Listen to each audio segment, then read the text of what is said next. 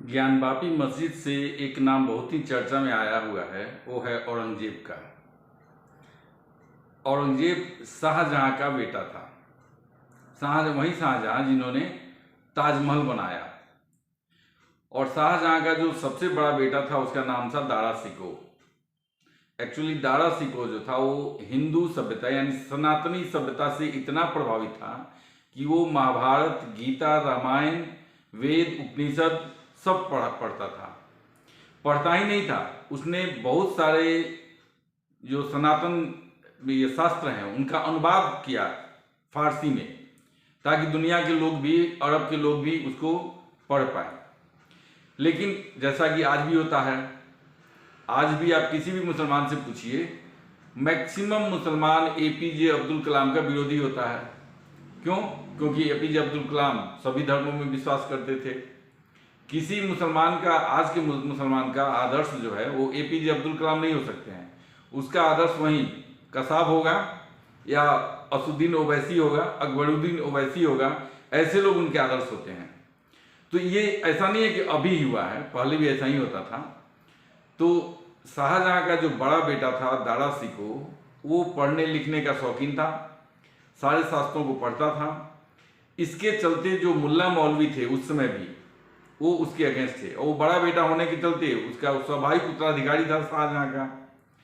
लेकिन जब उत्तराधिकार की लड़ाई छिड़ी शाहजहां के चारों बेटों में, तो सारे मुल्ला मौलवी जो थे उस समय के उलेमा जो कहा जाता है, ये सारे औरंगजेब के समर्थन में आ गए और औरंगजेब का सपोर्ट किया। और लास्ट में औरंगजेब अपने भाई दारा शिकोह को मार के उसके सर को थाली में रख करके अपने पिता शाहजहां के पास भेज दिया, जो उस समय कैद में थे। मतलब ये कि ये औरंगजेब वो आदमी है जिसने पहले तो राजगद्दी के लिए अपने पिता को कैद में डाला, उसके बाद अपने भाई, जो उसका सबसे बड़ा भाई था और जो उसका प्रतिद्वंदी था, तो उसको उसका सर कलम करके उसको थाल में रख करके अपने पिता के पास भेजता है। ये वही औरंगजेब है जिसने शिवाजी का बेटा संभाजी का वध किया। उसका वध करनी कही, उसका हत्या किया। शिवाजी के बेटा संभाजी को भी मारने वाला यही है। इसके अलावा सिखों के जो 9वें गुरु थे, गुरु तेग बहादुर को भी धोखे से बुलाकर उनका भी सिर कलम किया और उनके 2 बेटों को जिंदा दीवार में चुनवा दिया। अब ये एग्जाम्पल मैं इसलिए दे रहा हूं ताकि आपको समझ में आए कि औरंगजेब कैसा शासक था। और ये जो उलेमा मुल्ला मौलवी होते हैं, ये उसके सलाहकार, तो ये क्या करते हैं, कैसे मतलब किसी भी जो सत्ता में आदमी होता है उसको किस ढंग से ये लोग उकसाते हैं या उसको कैसे चढ़ाते हैं। तो ये सारी बातें जो औरंगजेब इन्हीं के इशारे पर काम करता था। इसके बाद उसने बहुत सारे, एक दो नहीं, बहुत सारे मंदिरों को तोड़ा है। मंदिरों को तोड़ना उसका शौक था। उसे लगता था कि अगर भारत में शासन करना है तो हिंदू सभ्यता को नष्ट करना होगा, और हिंदू सभ्यता को नष्ट करने का सबसे अच्छा साधन था कि मंदिरों को तोड़ दिया जाए। उसके लिए चाहे बनारस में कोई ऐसा नहीं है कि एक ये ज्ञानवापी विश्वेश्वर महादेव का ही मंदिर तोड़ा हो। वो लगभग उसका जो फरमान है 1669 का, 1669 में जो उसने फरमान जारी किया, उसके अनुसार लगभग 59 से भी ज़्यादा मंदिरों को औरंगजेब ने तोड़ने का फरमान जारी किया था। उसके अलावा मथुरा में भी मंदिरें तोड़ी। और वहीं औरंगजेब ने ही मथुरा कृष्ण का जन्म स्थान है, उनके बगल में जो शाही ईदगाह है वो भी औरंगजेब ने ही बनाया था। मथुरा के मंदिर को तोड़ा और वहाँ शाही ईदगाह बनाया गया। तो ये ऐसा नहीं है कि कोई इसके लिए मतलब बहुत प्रमाण की जरूरत है। औरंगजेब की ये मतलब उसके राज की मतलब एक घोषित नीति थी कि मंदिरों को तोड़ा जाए और उस पर मस्जिद बनाई जाए। क्योंकि जैसा मैंने कहा, वो सारे डिसीजन जो है ना, वो उलेमा और मुल्ला मौलवियों के प्रभाव में लेता था। तो स्वाभाविक है कि मुल्ला मौलवी जो है उससे ऐसे ही काम कराएंगे। इतना ही नहीं, वो 1674 में एक कर लगाया जो सिर्फ हिंदुओं को ही देना पड़ता था। उस कर का नाम था जजिया। जजिया कर वो होता है जो गैर मुस्लिमों से मुस्लिम शासक वसूल करते हैं, और उसने ये हिंदुओं पर जजिया लगा करके टैक्स वसूल किया करता था। ये सारे औरंगजेब की खूबियां हैं। वो सोचिए औरंगजेब कैसा शासक, कैसा क्रूर शासक था। इतना के बावजूद, इतना तो हुआ ये दूसरों के साथ जो किया सत्ता हथियाने के लिए किया, चलिए, वो इतना मतलब अविश्वासी हो गया था। उसने जो खून खराबा किया था उसके चलते उसे अपने आप पर भी विश्वास नहीं था और अपने बेटों पर भी विश्वास नहीं था। उसको एक्चुअली 5 बेटा और 5 बेटियां थी। जो 5 बेटा में सबसे बड़ा बेटा जो था वो मोहम्मद सुल्तान, वो एक्चुअली जब ये उत्तराधिकार की लड़ाई चल रही थी तो उसमें औरंगजेब को बहुत सपोर्ट किया था। लेकिन कुछ ही दिनों के बाद, लगभग 5-6 ईयर्स के बाद ही दोनों बाप बेटों में राइवलरी शुरू हो गई और नतीजा ये निकला कि एक आर्म्ड रिवोल्ट के बाद उसको ग्वालियर में जेल में डाला गया पहले, बाद में फिर निकला, उस युद्ध हुआ, उसके बाद उस बेटे को भी मार दिया गया। यानी ये ऐसा शासक था जिसने शिवाजी के बेटा को तो मारा, गुरु तेग बहादुर को मारा, उनके बेटों को मारा, अपने पिता शाहजहां को जेल में डाला, अपने भाई दास सिखों की हत्या की। जब उतना से भी नहीं हुआ तो इस डर से कि कहीं उसका बेटा उसकी गद्दी पर काबिज नहीं हो जाए, अपने बड़ा बेटा को भी मरवा डाला। उसके बाद बच गए 4 बेटे। 1707 ईस्वी में वो महाराष्ट्र का अहमदनगर के पास एक जगह है औरंगाबाद, तो औरंगाबाद में इसकी डेथ हो जाती है। अब सोचिए, एक संस्कृति है कि किसी का भी मृत्यु हो जाने पर, अपने अगल बगल अड़ोस पड़ोस का भी कोई आदमी मरता है तो उसके दाह संस्कार में लोग सब कोई शामिल होते हैं। लेकिन जब औरंगजेब मरा तो उसको देखने के लिए उसका कोई बेटा नहीं गया वहां। सारे बेटा दिल्ली की ओर कूच किए, आगरा की ओर कूच किए, और आगरा में उनकी लड़ाई चल रही थी। लेकिन उनका जो दूसरा बेटा था, जो शाह आलम, जो बहादुर शाह के नाम से, बहादुर शाह फर्स्ट के नाम से, वो आगरा पर काबिज हुआ और उसने अपने भाइयों को भी मारा। अपने भाइयों को मार करके बहादुर शाह भी सत्ता हाथी आया और औरंगजेब जहां मरा उसको पूछने भी कोई नहीं गया। तो ये दुर्गति हुई औरंगजेब की, जिसने अपने पिता को मारा, अपने भाई को मारा, शिवाजी के बेटा को मारा, गुरु तेग बहादुर को मारा, गुरु तेग बहादुर के बेटों को मारा। उसकी दुर्गति भी ऐसी हुई कि उसके मरने के बाद कोई इनमें जो फातिया पढ़ना होता है वो भी पढ़ने कोई नहीं गया, उसका बेटा तो वहां नहीं गया। खैर, अब ये हो गया औरंगजेब के बारे में। तो अब ये स्वाभाविक प्रश्न उठता है कि जिस औरंगजेब की कब्र पर या जिस औरंगजेब के मरने पर उसके बेटा भी उसे देखने नहीं गए, वहां पर आज के अकबरुद्दीन ओवैसी और असदुद्दीन ओवैसी क्या करने जाते हैं? तो इसी चीज को हमें आपको समझना है। ये इसलिए नहीं जाते हैं कि इनका कोई औरंगजेब से कोई नाता रिश्ता है या उनके प्रति कोई बहुत अगाध प्यार है, कुछ नहीं है। ये इसलिए जाते हैं ताकि हिंदुओं को एहसास कराया जाए कि हम उस धर्म से आते हैं जिस धर्म का राजा औरंगजेब तुम पर शासन किया, तो तुमसे जजिया लिया, तुम्हारे लोगों को मारा, तुम्हारे लोगों को धर्म परिवर्तन कराया, तुम्हारे मंदिरों को तोड़ा। तो हम जो है, एक होता है सुपरियरिटी कॉम्प्लेक्स, तो फील कराना कि हम शासन करने के लिए बने हैं। और अकबरुद्दीन वो सच पूछिए तो मैं तो उसका तारीफ करता हूं, क्योंकि वो पॉलिटिकली करेक्ट नहीं होता है।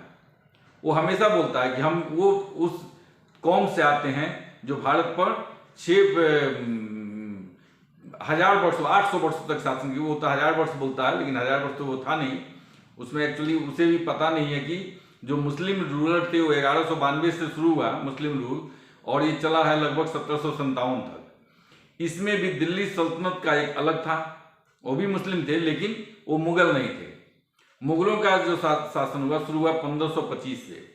तो 1525 से लेकर 1757 तक का जो टाइम होता है, लगभग 200-250 साल ये मुगलों का रहा। और ये अपने आप को कोई भी मुसलमान दिल्ली सल्तनत के शासकों के साथ नहीं जोड़ते हैं, ये अपने आप को मुगलों के साथ जोड़ते हैं। अब मुगल कौन थे? मुगल कोई भी हिंदुस्तानी मुगल मुसलमानों से उनका कोई लेना देना नहीं है।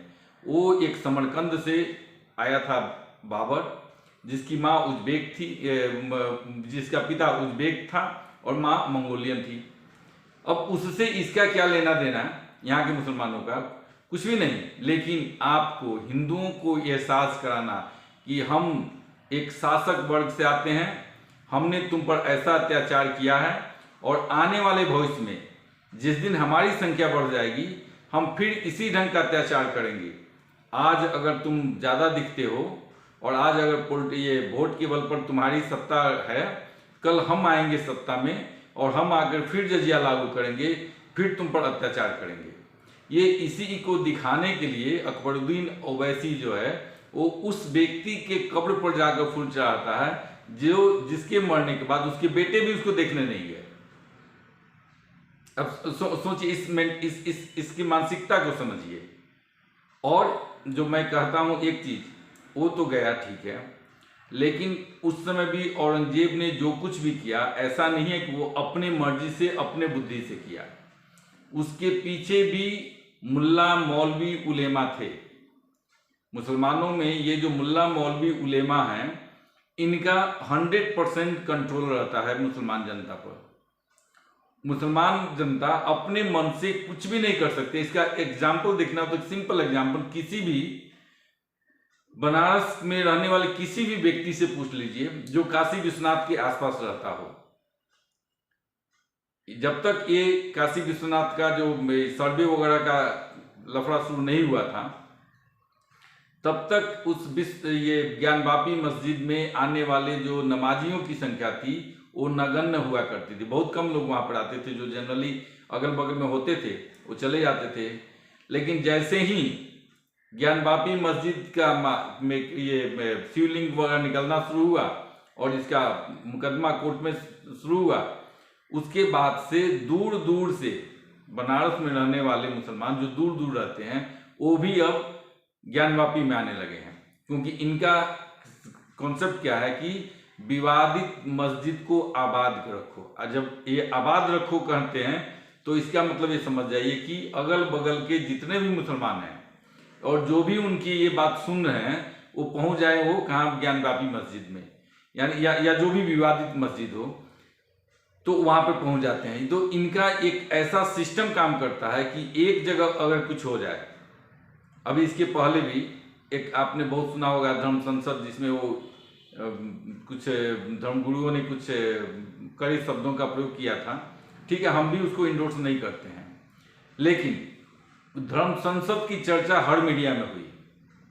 लेकिन उसी धर्म संसद के विरुद्ध में बहुत सारे मुस्लिम तंजीमों ने भी 10-10 हजार 20-20 हजार का रैली किया, वो जलसा किया।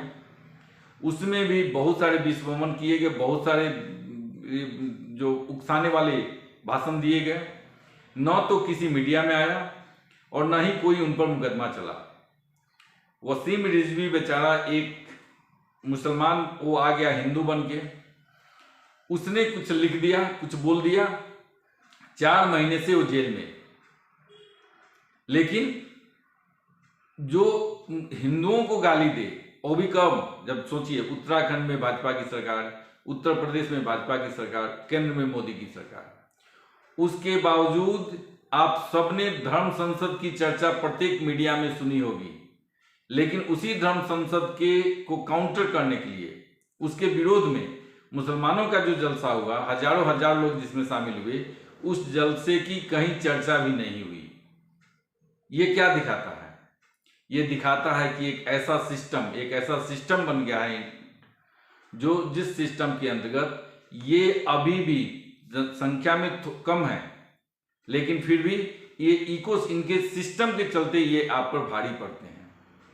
अभी यूपी का ही चुनाव ले लें, अगर ये थोड़ी सी भी ये वोट कम आ गई रहती तो ये सत्ता जाते जाते बची है। क्योंकि मुसलमानों का वोट, एक मुश्त वोट समाजवादी पार्टी के ऊपर, इसलिए नहीं वो अखिलेश को बहुत प्यार करते हैं या अखिलेश ने बहुत अच्छा काम किया, कुछ नहीं। वो इसलिए कि अखिलेश एक ऐसा पॉपेट है जिससे वो अपना सब काम करवा सकते हैं, क्योंकि वो वही पॉपेट है जिसने मुस्लिम लड़कियों को छात्रवृत्ति दी लेकिन हिंदू लड़कियों को देने से मना कर दिया। मुजफ्फरनगर में जब दंगा होता है तो जो मुस्लिम जो मुल्ला मौलवी थे जिन्होंने दंगा कराया था, जिनका इन्वॉल्वमेंट आया था, उसमें नाम आया था, उन्हें प्लेन बेचकर उसे लखनऊ बुलाया गया और वहीं पर जो दूसरे पक्ष के लोग थे उन्हें जेल में डाल दिया गया। ऐसा होता था कि जब ईद वगैरह का फेस्टिवल होता था तो ये अघोषित रूप से उन्हें जो बिजली विभाग है उन्हें इंस्ट्रक्शन जाता था कि लाइन जानी नहीं चाहिए, लाइन नहीं कटनी चाहिए, लेकिन वहीं जब दिवाली हो, होली हो, उस समय लाइन जाएगी। तो ऐसा करने वाला अखिलेश, चूंकि अखिलेश यादव इन मुसलमानों के इशारे पर काम करता है, इसलिए वो सब मिलके उनको वोट दिया। सोचिए 20% की ताकत ये है कि 80% जिसका पॉपुलेशन है और जिस पॉपुलेशन को प्रतिनिधित्व करने की दावा करती है एक पार्टी, उस पार्टी को सच में बहुत सारी ऐसी सीटें हैं जो 2-4 हजार के मार्जिन से वो जीती है। ये सब बताने का मकसद ये है कि इनसे इनका कुछ नहीं लेना देना है कि देश का विकास होता है कि नहीं, देश कितना तरक्की करता है या देश में क्या, और उससे कोई इन्हें सिर्फ अपने धर्म से मतलब है। उनका जो सोच है वो सिर्फ अपने धर्म पर ही बात करते हैं। कोई भी बात होता है तो देखिए उनको किसी से मतलब नहीं। कभी देखा है आपने कि यहाँ किसी राहत के काम में मुसलमानों ने बढ़ चढ़ के हिस्सा दिया हो, कहीं बाढ़ आया हो तो कोई मुस्लिम ऑर्गेनाइजेशन ने उसमें कोई राहत कार्य चलाया हो? कभी नहीं दिखेगा। तो ये समझ लीजिए, ये जो औरंगजेब था उस समय का औरंगजेब, आज भी ऐसे औरंगजेब की संख्या घटी नहीं है। बहुत सारे औरंगजेब, जो दिखता एक असदुद्दीन ओवैसी और अकबरुद्दीन ओवैसी है, वो अपने आदर्श के कब्र पर फूल चढ़ाने जाता है, लेकिन वैसे बहुत सारे हैं और मैं तो कहूँगा कि बहुसंख्यक